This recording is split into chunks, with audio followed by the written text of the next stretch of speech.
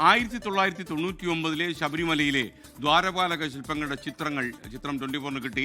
ചിത്രങ്ങളിൽ സ്വർണം പൂശിയത് വളരെ വ്യക്തമാണ്. സ്വർണം പൂശിയത് വിജയമല്യയ്ക്ക് വേണ്ടി പരിശോധിച്ച സെന്തിൽനാഥന്റെ പക്കലാണ് ഇപ്പോൾ ഈ ചിത്രങ്ങൾ ഉള്ളത്. ഇത് വന്നിട്ട് റൂഫിലെ ലീക്ക് മാറ്റാൻ വേണ്ടി ഇങ്ങനെ സ്കഫോൾഡിങ് സെറ്റ് ചെയ്ത് കംപ്ലീറ്റ് ചെയ്യാൻ അയച്ചു മാറ്റി വിടുന്നു. അയച്ചു മാറ്റിയിട്ട് ഒരു സ്ഥലത്ത് ഒരു വുഡിൻ്റെ ഡാമേജ് ഉണ്ടായിരുന്നു.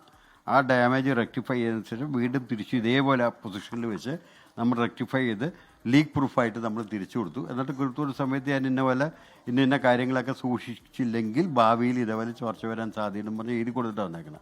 ഇതൊരു വർഷം. അത് കഴിഞ്ഞ് എൻ്റെ കുംഭാഭിഷേകത്തെ സമയത്താണ് ഡോക്ടർ വിജയമല്യ വരുന്നത്. അത് തിരുവോണ നക്ഷത്രത്തിൻ്റെ അന്നാണ്. തിരുവോണം ദിവസമാണ് പുള്ളി വരുന്നത്. ശബരിമലയിൽ 98 സെപ്റ്റംബറാണ് എൻ്റെ ഓർമ്മ ശരിയാണെങ്കിൽ.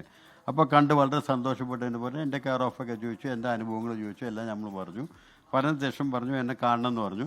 എന്നിട്ട് പറഞ്ഞ ഒരു സംഭവമാണ് ഇതുപോലെ എനിക്ക് റിപ്പോർട്ട് പോലെ കമ്പനിക്ക് സമർപ്പിക്കാൻ വേണ്ടിയിട്ടാണ് തരണം എന്ന് പറഞ്ഞപ്പോൾ അതിന് കംപ്ലീറ്റ് ഇൻസ്പെക്ട് ചെയ്ത് ഈ 30 കിലോസ് എങ്ങനെ ഡിവൈഡ് ചെയ്തേക്കണമെന്നും പറഞ്ഞുകൊണ്ട് അന്നത്തെ രവീന്ദ്രനാട് അങ്ങോട്ട് മരിച്ചുപോയി. ഇപ്പോൾ ചിത്രങ്ങളിലുള്ള ഈ ദ്വാരപാലക ശില്പങ്ങൾ ഇതിലെ സ്വർണ്ണമാണല്ലോ നഷ്ടപ്പെട്ടു എന്ന് പറയുന്നത്. അതെ, ഈ ഫോട്ടോ ആണ് അതിൻ്റെ മുമ്പിൽ നിന്ന് ഞാൻ എടുത്തത്. ഇത് റെക്കോർഡിക്കൽ പർപ്പസിന് UB ഗ്രൂപ്പിൻ്റെ റെക്കോർഡിക്കൽ പർപ്പസിന് വേണ്ടി ഞാൻ എടുത്ത ഫോട്ടോ ആണിത്. അതിൽ ഇൻക്ലൂഡിങ് ദ്വാരപാലകർ, ഡോർ എല്ലാം അടക്കമുണ്ട്.